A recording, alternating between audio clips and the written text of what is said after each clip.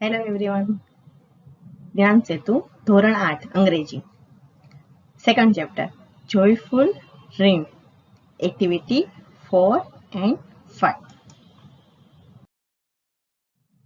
Activity number 4 માટે આપણે સૌથી પહેલા રેગ્યુલર વર્બ્સ અને ઇરરેગ્યુલર વર્બ્સ વિશે જાણીએ. ફર્સ્ટ છે રેગ્યુલર વર્બ્સ. વર્બ એટલે ક્રિયાપદ. તો ક્રિયાપદના 3 રૂપો છે: base form, simple past and past participle. તો બેઝ ફોર્મ છે એને V1 કહેવાય છે. V મીન્સ વર્બ, ક્રિયાપદ. V1 means base form, V2 and then V3. Okay, તો બેઝ ફોર્મમાં પ્લે હોય તો એનું ભૂતકાળનું રૂપ પ્લેડ થાય અને ભૂતકૃદંત એનું રૂપ થાય પ્લેડ. અહીંયા V2 અને V3 સેમ થાય છે એટલે અહીંયા રેગ્યુલર વર્બ્સ એવો વર્ડ યુઝ થયો છે. Decorate, decorated, decorated. Visit, visited, visited. Live, lived, lived. Said, said and said. Irregular verbs. Irregular verbs એટલે જે અનિયમિત હોય, જેના રૂપો અનિયમિત હોય એને ઇરરેગ્યુલર વર્બ્સ કહે છે. જોઈએ examples V1, V2 and V3.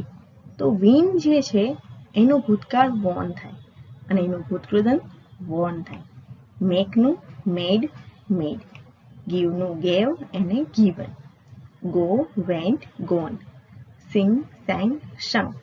અહીંયા જોઈએ તો આ બધા ઇરરેગ્યુલર એટલે કહેવાય છે કે એના ભૂતકાળ ભૂતકૃદંતના રૂપો અલગ અલગ થાય છે.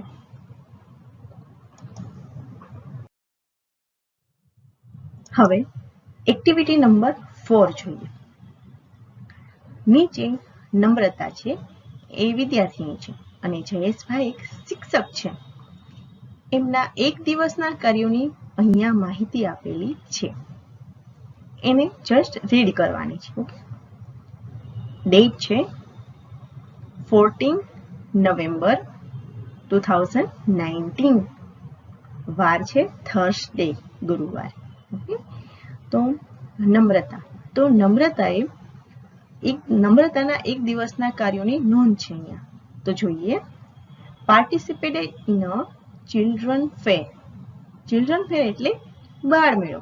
બાળમેળામાં એને પાર્ટિસિપેટ કર્યું હતું, ભાગ લીધો હતો. સામે જોઈએ તો જયેશભાઈ, તો એ ઓર્ગેનાઇઝ કર્યો હતો ચિલ્ડ્રન ફેરને. બરાબર. હવે નમ્રતા સાઈડ જોઈએ. મેડ બુંદીના લાડુ. એને બુંદીના લાડુ બનાવેલા હતા. મેડ એટલે બનાવવું. જ્યારે જયેશભાઈએ ડિસ્ટ્રીબ્યુટેડ સ્વીટ્સ એટલે મીઠાઈઓની વહેંચણી કરી હતી. ડિસ્ટ્રીબ્યુટ કર્યું એટલે વહેંચવું. અહીંયા નમ્રતાએ ડેકોરેટેડ ક્લાસરૂમ એટલે ક્લાસરૂમને શણગારેલો હતો.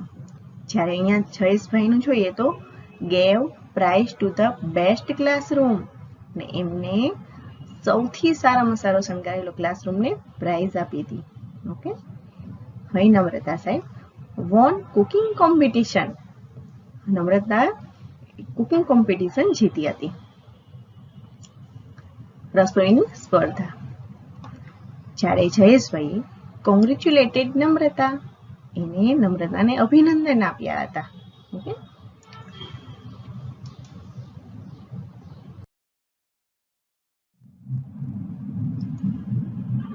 હવે આપણે જે બંનેના કાર્યોની રીડ કર્યા હતા એ અહીં એને લગતી ખાલી જગ્યા છે, એ આપણે પૂરવાની છે.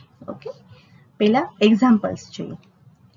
નમ્રતા participate in a children fair. નમ્રતાએ બાળ મેળામાં ભાગ લીધો હતો. Did Namrata participate in a children fair? અહીંયા ક્વેશ્ચન માર્ક છે એટલે પ્રશ્ન વાક્ય બનાવેલ છે. જો એના માટે અહીંયા જોયું તો પાર્ટિસિપેટેડ એટલે કે ભૂતકાળનું રૂપ છે. હવે જ્યારે ક્વેશ્ચન માર્ક આવે ત્યારે અહીંયા ડીડ થઈ જાય. ઓકે, કારણ કે તો જ ભૂતકાળનું રૂપ બને. ડીડ નમ્રતા પાર્ટિસિપેટેડનું થઈ જશે પાર્ટિસિપેટ ઇન અ ચિલ્ડ્રન ફેર. પછી પાછળનું જે છે એ સેમ ટુ સેમ લખેલું છે. Did Namrata participate in a children fair? હવે એનો યસ કે નો માં આન્સર આપવાનો છે. તો અહીંયા જોઈએ તો પાર્ટિસિપેટ ઇન અ ચિલ્ડ્રન ફેર, તો નમ્રતા સાઈડ છે. ઓકે, તો યસ આવશે. Yes, she did. અહીંયા નમ્રતા નથી લખવાનું. ઓકે, અહીંયા નમ્રતાના બિહાફમાં લખવાનું છે she. Okay, yes she did. અહીંયા તમને સમજાવેલ છે પાર્ટિસિપેટેડનું ડીડ પાર્ટિસિપેટ થાય. ઓકે, ફર્સ્ટ જોઈએ, જયેશભાઈ ડિસ્ટ્રીબ્યુટેડ સ્વીટ્સ. જયેશભાઈએ મીઠાઈઓની વહેંચણી કરી હતી. Okay, distributed. હવે અહીંયા ક્વેશ્ચન માર્ક કરેલ છે, તો ડેશ નમ્રતા ડિસ્ટ્રીબ્યુટ સ્વીટ્સ. અહીંયા નામ આવ્યું છે નમ્રતાનું, તો એનો આન્સર આવશે did. Okay, did Namrata distribute sweets. તો આપણે જોયું કે નમ્રતા નહીં બટ જયેશભાઈએ ડિસ્ટ્રીબ્યુટ કરી હતી સ્વીટ્સ, તો અહીંયા શું આવશે? No, she didn't. Okay, did not નું ટૂંકું રૂપ છે ડીડન્ટ. સેકન્ડ, નમ્રતા ડેશ બુંદીના લાડુ. હવે નમ્રતાએ અહીંયા તમે જોઈ શકો છો મેડ બુંદીના લાડુ એવું લખેલું છે. ઓકે, તો અહીંયા આવશે મેડ. ઓકે, નમ્રતા મેડ બુંદીના લાડુ. હવે next one, dash she makes બુંદીના લાડુ. હવે અહીંયા તમારે વિચારવાનું છે, ક્વેશ્ચન માર્ક આપેલ છે, અહીંયા શું આવશે? Okay, dash she did. Yes, yes she did. એને બનાવેલા હતા બુંદીના laddu. Okay, got it? Very good.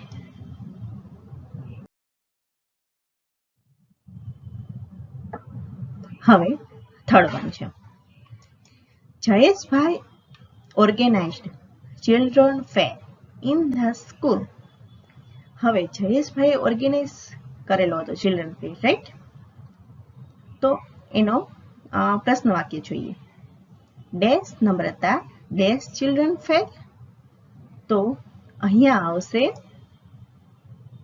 Did Namrata organise children fair.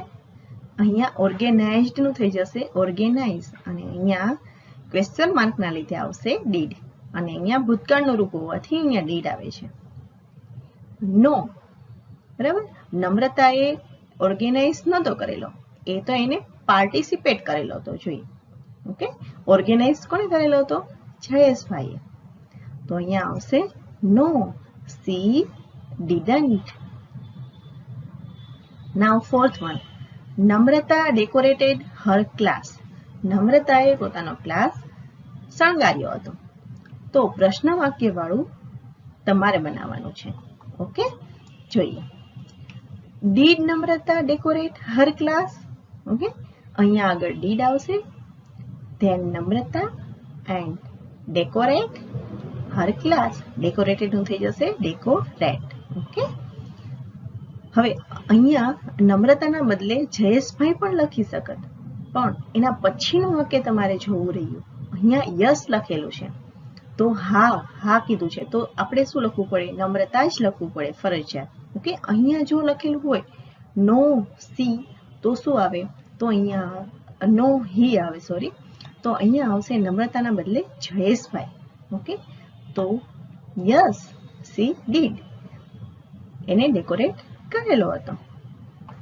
Fifth one, Jayeshbhai gave prize to the best class. જયેશભાઈએ બેસ્ટ ક્લાસને પ્રાઇઝ આપી હતી. ઓકે, તો dash Jayeshbhai give prize to the best class. Very easy, you have to write with yourself. Okay, હવે next છે dash dash. તો એમાં પણ તમારે લખવાનું છે. ઓકે, અહીંયા યસ આવશે કે નો એ વિચારવાનું, અને અહીંયા મેં લખેલું છે હી ડીડ. હી એટલે લખ્યું છે કેમ કે જયેશભાઈ માટે હી આવે, ગર્લનું નેમ હોત તો she. Okay, sixth one, Namrata won the cooking competition. Dash Jayeshbhai win the cooking competition. અહીંયા તમારે લખવાનું છે. પૂછેલું છે કે જયેશભાઈ કુકિંગ કોમ્પિટિશન જીતી હતી, તો તમને ખબર જ છે ના. કોને જીતી હતી? વેરી ગુડ, નમ્રતાએ જીતી હતી. તો અહીંયા આવશે નો, he didn't. It's very easy.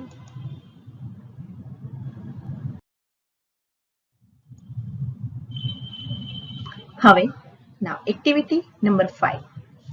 અહીંયા જોઈએ તો બે ફકરા ભેગા થઈ ગયા છે. એને તમારે વાંચવાના છે અને સમજીને છૂટા પાડવાના છે અને લખવાના છે. Okay, now I am going to read. Okay, listen carefully. Today is Diwali. આજે દિવાળી છે. Okay, today is Diwali. We are celebrating Diwali. અમે દિવાળી સેલિબ્રેટ કરી રહ્યા છીએ. બિફોર 3 months, અને બિફોર એટલે કે પહેલા, 3 months પહેલા, 3 મહિના પહેલા, વી સેલિબ્રેટેડ ઇન્ડિપેન્ડન્સ ડે. અમે ઇન્ડિપેન્ડન્સ ડે એટલે સ્વતંત્રતા દિવસની ઉજવણી કરી હતી. કેટલા? 3 મહિના પહેલા. My mother is making gulab jamuns. હવે અહીંયા જો, મારા મમ્મી ગુલાબજાંબુ બનાવી રહ્યા છે.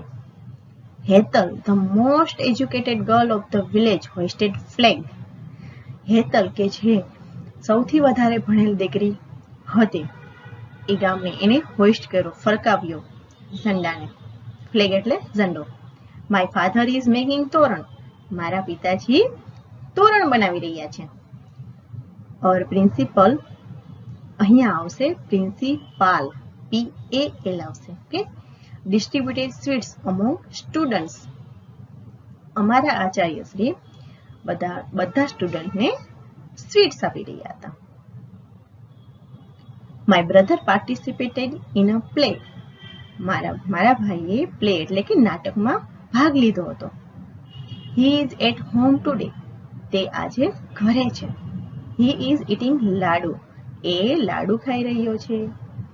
I am preparing Diwali cards for our social science teacher delivered speech.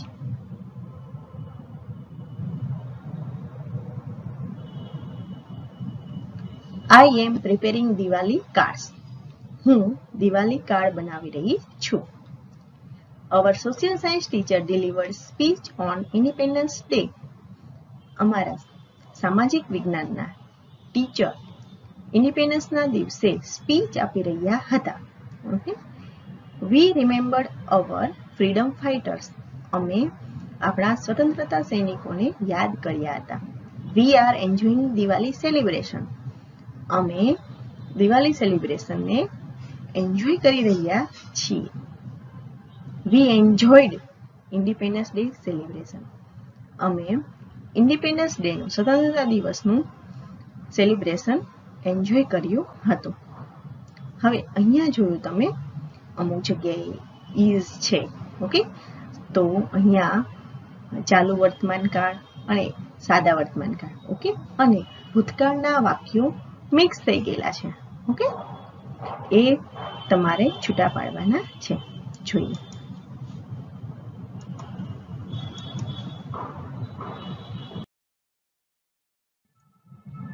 હવે તમારે અહીંયા ટુડે અને બિફોર 3 monthsની એક્ટિવિટીઝને છૂટી પાડવાની છે. Okay,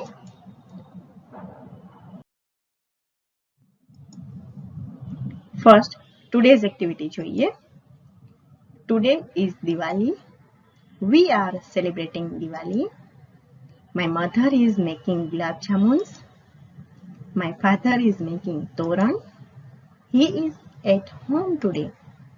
He is eating ladu. I am preparing Diwali cards. We are enjoying Diwali celebration. હવે before 3 months એટલે 3 મહિના પહેલાની જ્યારે ઇન્ડિપેન્ડન્સ ડે હતો એની એક્ટિવિટી જોઈએ. Before 3 months we celebrated Independence Day. Hetal, the most educated girl of the village, hoisted flag.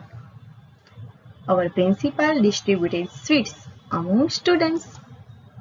My brother participated in a play. our social science teacher delivered speech on Independence Day. We remember our freedom fighters. We enjoyed Independence Day celebration. અહીંયા તમે જોયું કે today side એટલે કે આજે એમાં વર્તમાન કાળના અને અહીંયા જોઈએ તો ચાલુ વર્તમાન કાળ છે. ઇમિધાર પછી ક્રિયાપદને આઈએનજી હોવાથી આ ચાલુ વર્તમાન કાળનું વાક્ય છે. આ પણ ઇઝ મેકિંગ પણ ઓકે. આ જે છે એ સાદા વર્તમાન કાળમાં અને ચાલુ વર્તમાન કાળના વાક્યો છે. હવે આ સાઈડ જોઈએ તો બિફોર 3 months એટલે 3 મહિના પહેલા એટલે ભૂતકાળની વાત થઈ ગઈ. તો આ બધા જ તમે જોઈએ તો સેલિબ્રેટેડ તો ભૂતકાળનું રૂપ છે, ક્રિયાપદનું ભૂતકાળનું રૂપ છે.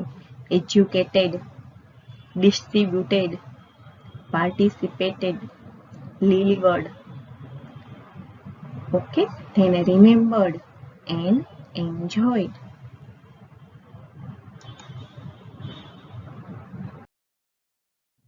હવે જોઈએ ફન ટુસ. અહીંયા જોઈએ તો આપેલ શબ્દમાંથી કોઈ પણ અક્ષર કાઢીને પ્રાણી, પક્ષી કે જીવજંતુનું નામ શોધીને તમારે લખવાનું છે. ઓકે, એક્ઝામ્પલ પહેલા જોઈએ. BEARD, beer. તો એના ઉપરથી ડી કાઢી નાખેલો છે અને બેર એટલે રીંછ એ પ્રાણીનું નામ બન્યું. ઓકે, અહીંયા પ્લાન્ટ તો પ્લાન્ટ પછી કયા પ્રાણી કે પક્ષી કે જીવજંતુનું નામ બને છે? I have given a picture, okay, and guess. અહીંયા જોઈ શકો છો PLANT તો ANT અહીંયા PL નીકળી જાય એટલે ANT એન્ટ એટલે કીડ. COWARD કાવડ એટલે ડરપોક. ઓકે, તો તેના પરથી હું તમને પિક્ચર શો કરું છું કાવનું છે. ઓકે, તો તેના પરથી COW કાવ બને, ARD નીકળી જાય છે. હવે CROWDED ક્રાઉડેડ તો તેના પરથી ક્રો છે તો એ તમારે જાતે ફિલઅપ કરવાનું છે. ઓકે, નેક્સ્ટ છે BOW બાઉલ એટલે વાટકો. તો અહીંયા એક આઉલનું ચિત્ર મેં દર્શાવ્યું છે. ઓકે, ગેસ કરવાનું અને લખવાનું.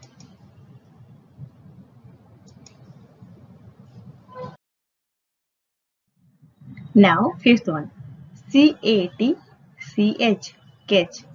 તેના પરથી એક પ્રાણીનું નામ બને છે. Okay, RATION ration.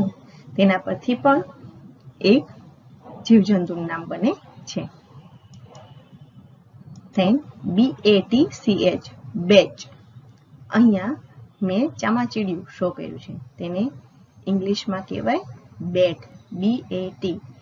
હવે બેટ અને જે બોલથી રમો છો એ બેટ અહીં નહીં, કેમ કે અહીંયા જે છે એ પ્રાણી, પક્ષી કે જીવજંતુનું નામ જ તમારે લખવાનું છે. ઓકે, તો BAT. Okay, next one PEACOCK peacock એટલે મોર થાય. તેના પરથી એક પક્ષીનું નામ બને છે. ઓકે, જે મેં અહીંયા પિક્ચર આપેલું છે, એને ઇંગ્લિશમાં કહેવાય કોક. તમારે અહીંયા લખવાનું છે.